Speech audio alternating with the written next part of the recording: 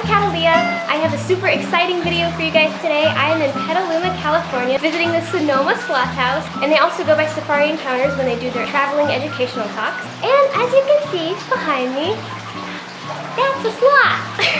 So I'm gonna take you guys around their facility today and kind of show you what they do when they give people tours. So yeah, let's take a look at their critters. Where's he going?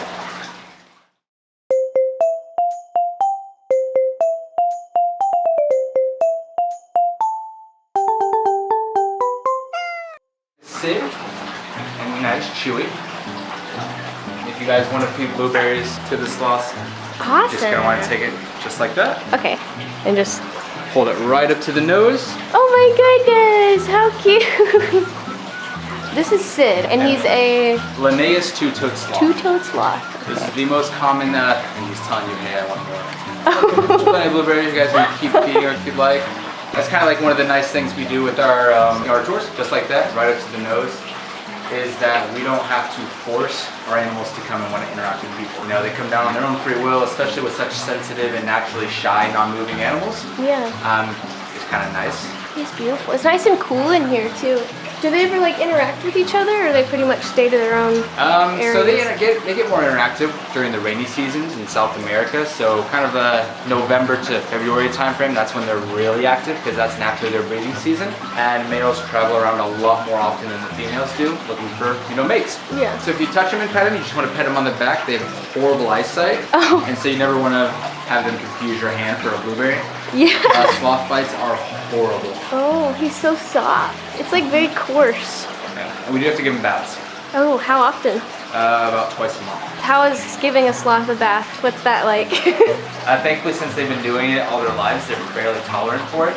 Yeah. We have to give them baths because, normally in the wild, these guys are covered with moss, algae, and all the nastiness that grows on them. Yeah. And when they go to the bathroom, they climb all the way to the bottom. I see it. They'll go to the bathroom, and sometimes it's so exhausting that they just lay right back there. Oh, poor guy. So what else does he eat? So blueberries make up are like more of a reward. They primarily are eating leafy greens. Missouri leaf eater biscuits make up the bulk of their diet as well. Sweet potato, carrots, zucchini, apple slices every now and then. They really enjoy mango and papaya. Yeah, my fruit bill gets expensive for the possums already, so I can't even imagine what kind of money you guys have to spend on that. Oh yeah, we go through a lot of produce every week. Leachies is going to be native to South America. They're very widespread, Peru, Guyana, Brazil. And out of all the species of sloth, most people always think about like the three-toed sloth. Because Utopia really kind of brought the fame to those guys. Yeah. But like we're talking about like Dallas World Aquarium, so few places have these guys in captivity because they eat cecropia leaves. Where is Sid from? From a zoo when he was born on exhibit. They're very hard to tell males and females apart. So when he was born, he stayed with mom. And once he kind of got big enough to leave mom, they didn't have the space to expand and they never wanted to risk inbreeding. And so since Brandy is a sloth specialist, people tend to send her sloths. And Chewy came to us about the size of his head. Brandy raised him up. He was a reject from mom. She just kind of rejected him. Poor guy. So even though he's older than Sid, you'll notice Sid is larger than him. Well, it's a good thing he was able to come here. When a lot of people come here, they're actually very surprised to see how quickly they move up this road. Yeah, they are very fast. When we first opened almost 2 years ago, we had a lot of big, beautiful plants in here. However, they just rip them up and destroy them. They do? Yeah. So we had to switch to fake ones. It makes things way more cost effective. Have you ever seen those like really big monstera plants? Yeah. We had one that was all the way up to the ceiling. That would be like $1,000 plant. They shredded it. Bet that was fun for him though. Yeah, it's enrichment. So this is Roomba. Roomba is a Brazilian three-banded armadillo. His name is Roomba. Just like a Roomba bat. He's so fast, he never stops running, does he? These are one of the smaller species of armadillo, but they're also the only one that can actually fully roll up into a ball. So you guys are welcome to hold them if you'd like. Does he clean the floor like a Roomba? In the wild, they're scavengers. They clean up the rotting fruit that falls in the jungle for them. They love insects. So when our sloths can feed them on these perches, 1 week they're like, I love pumpkin. The next week they're like, no. They just throw it on the ground. And when people aren't in here, he actually free roams this entire room, and he'll just climb right over here and start eating stuff off the floor. We also do feed him lots of fruits and veggies, insectivore diet from Missouri, mealworms, black soldier fly larvae, little dubia, he loves those as well. Okay, so they have a super varied diet. Yep. He's adorable. Can they see very well? Nope. Horrible eyesight. Wonderful sense of smell though. They're actually closely related to anteaters and sloths. Oh. They're all in the super order Xenarthra. So our other one that most people surprisingly have never heard about is Groot. And Groot is a South American Matamata turtle. Oh, I love matamatas. Wow, so cool. That is the biggest one I've ever seen probably. Its little eyes. Have really cool feet too. Oh yeah, no, they're neat. Look at that. This is such a beautiful setup for him. It works, it keeps it dark for him, and it kind of hides the water because obviously we have things like leaves and branches that are decaying in there, releasing the tannins to make the water more acidic. But we find that when people see brown water, they're like, that's dirty, that's dirty. You're like, no. And he loves tilapia. It took us over a year to get him to eat frozen thawed food. What did you have to feed him until then? So we were breeding like the Dalmatian mollies, platies, and guppies and stuff. He actually came to us from a zoo in Ohio. Oh, really? Beginning of COVID, you know, every zoo kind of faced the same issue of how do we, oh hi big guy, how do we provide for our animals because we can't have anyone come and visit. And for us, we at the time had about 130 animals. And you know, when someone goes to the zoo, they're not paying admission to go see the Matamata turtle. They're going to see the tigers, the primates, and so reptiles and amphibians just kind of came on the chopping block. They were going out like crazy. We received influxes of frogs, turtles, caiman, just everyone's trying to downsize and make budget cuts. So he went here, and his female counterpart actually went to the San Diego Zoo. But we have 3 Matamatas. These are our biggest. We have Groot, Keanu Reeves, and Leif Erikson. That's so cool. They're so fast. Yeah. After that awesomeness, Daniel took us outside to view their outdoor mammal enclosures. But before I show you that, I have to tell you about some super exciting news, guys! My channel is now sponsored by the one and only Morph Market. Looking for a new critter? Check out their website and make an account for free to browse thousands of selections of reptiles, amphibians, and invertebrates from breeders around the world. I'm still currently working on my Morph Market shop, but you can follow me on there at CATALEAH'S CRITTERS. Go to the link in the description to check out morphmarket.com. This is Splinter, Yep. African crested porcupine. Oh, she's waiting for her food. Oh, thank you. Here you go, miss. How are you? Your teeth are yellow, miss. Hey, come back. Now, I already know the answer to this, but do porcupines shoot their quills? Absolutely not. That's another awesome popular myth we get to bust. These guys, they back them in, and they release them and they run away. So you're not gonna see anything sitting there aiming and just throwing. So it has to stick into something or like hit against something. So they're highly defensive. How precious is she? When she walks, it makes a little grass sound. You can kind of see she has these nice long thin wispy ones. When she puffs them all out, it makes her look nice and big and like, oh my gosh. Yeah. Like these ones. Those are the outer layer. Yep, these are what you're normally gonna find in animals that are stuck in them. That they do shut off very regularly. And then these big thick ones, you'll see them at the base of her tail. Kill quills. You can find the remains of lions and hyenas with these going through their nasal passages up into their heads. They are sharp if you want to feel that. Wow. It's made up of the same materials that like make up our fingernails, our hair, things Keratin. like that. And you'll also notice they cool. don't have barbs on them. Now North American porcupines, they do have those barbs on them. That's why when those ones get in, they're very hard to take out. You can see there's like little quill sheddings. She'll shed them off, break them off, and they just keep growing just like here. Yeah. Oh, how cute. Her species is the 3rd largest species of rodent. And I guess these are not legal in California. No. Seen so far, you can legally own the aldabras, the Matamata turtle, and the goat. The goat in California.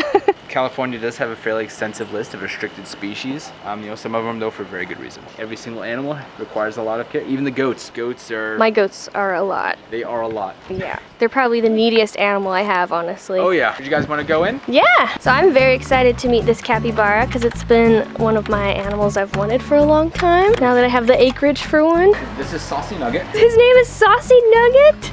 Yep. Hi, goaty. She loves her leafy greens though. So she'll eat a variety of the Missouri like rodent chow, but lots of leafy greens and stuff too. Do you ever accidentally get chomped by those teeth? I avoid them at all costs. Okay, I was Although gonna it may say. not be anything aggressive wise, still very strong, very powerful. Hello. No pet today. How much do you think she weighs right now? She's probably close to about 30, 35 pounds. And she'll get to be over like 150? Females can get around 150 to 170 pounds. So yeah, this is one of the animals that I would love to get someday, is a capybara. They are the world's largest rodent species. Hello. Oh, you are precious. Come back, miss. Look over there. The little nose. Like can't. But yeah, look at their little like webbed feet. It's crazy that they get so big and they can swim so well. I don't want to touch her little foot. Will you let me touch it? You having fun?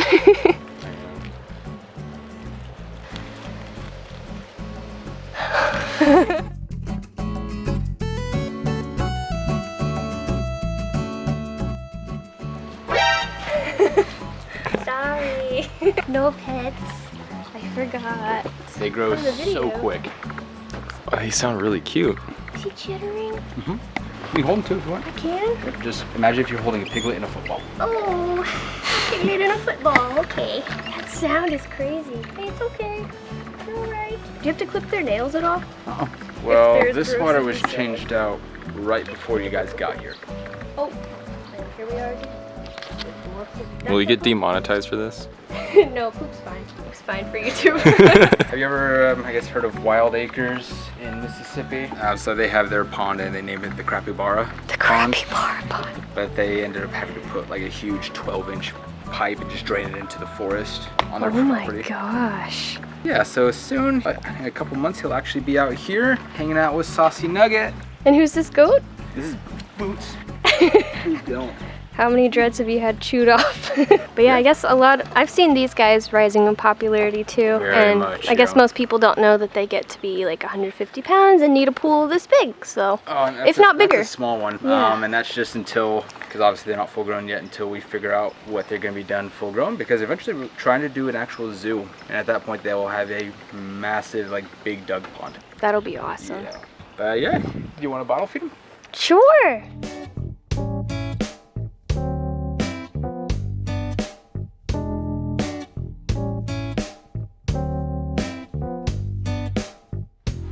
And right now he is bottle fed 4 times a day.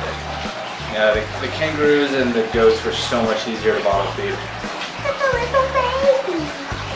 I still want one. I don't care. Oh no. Here, come back. It really is like a big football or a potato with hair and legs. But this is Betty. How old is she? Hi, Betty. She came in from a zoo downsizing from COVID, so I kind of guesstimated her 10 to 12 years. But again, I have no idea what their diet was. I don't know how long she was, if she was properly kept outside. There's a lot of factors into that. Yeah, I mean, her shell looks great though. It does. Yeah, I mean, one thing that's nice about Hi. California sun, it definitely gives a lot of that UVB to animals that need it. Hi, big girl. They, as far as the tortoises go, they have like the best personalities, I think. Hi, guys. So this is Mindy, Mindy. and that is Sheila. Hello. Female kangaroo joeys. Unrelated. Oh, But what just kangaroos happened? do fairly good social because they live together in mobs naturally in the Oh, wild. you're really soft. So their alpha male is something called a mob boss. They're called mob bosses? Yep. The males? And the males are more red, and what it is, it's actually their bodies are creating this reddish oil, and they'll rub it all over their chest, and that's how it's like, oh hey ladies, look at me. But again, this is one of those animals that's growing in popularity. But those males are highly dangerous. But for an animal that can jump almost 10 feet straight up in the air, jump at 40 miles per hour with 20 feet in between, and they box that can shatter ribs, that's no joke of an animal. Now, that's not to say it is going to be aggressive. So how big did the females get? Females get around 4.5 feet tall, not nearly as large. And these guys are about 11 months old now. So 8-foot fencing, we find that works fairly well. That's what I'm putting up around my property, so that's great. Yeah. And they're on a bottle in the morning and at nighttime now. But she thinks you have a pouch. Oh, I wish I had a pouch for you. But, well, thank you so much for the tour of this place. of course, yeah, we're always trying to grow and expand. If you come out, hopefully by October, our Asian small clawed exhibit will be fully open. Hello. Thank you guys so much for watching. Be sure to check out Safari Encounters and Sonoma Sloth House. Oh, hello. But yeah, be sure to check them out on all their social medias, and I'll have all the links in the description so you can check out their website, and they have lots of good educational videos. Yeah, thanks so much for the tour. Yeah, no problem. In case you guys missed it, I am going to be at a lot of reptile expos this year. Next up is the NARBC Schaumburg, Illinois Expo, July 23rd and 24th. After that is AnimalCon USA in Orlando, Florida, August 26th through 28th. Then I'm going to be vending and selling merch and geckos at the NARBC Arlington, Texas show, September 24th and 25th. Then finally, of course, I will be at the Tinley Park NARBC Expo, October 8th and 9th. See you guys there!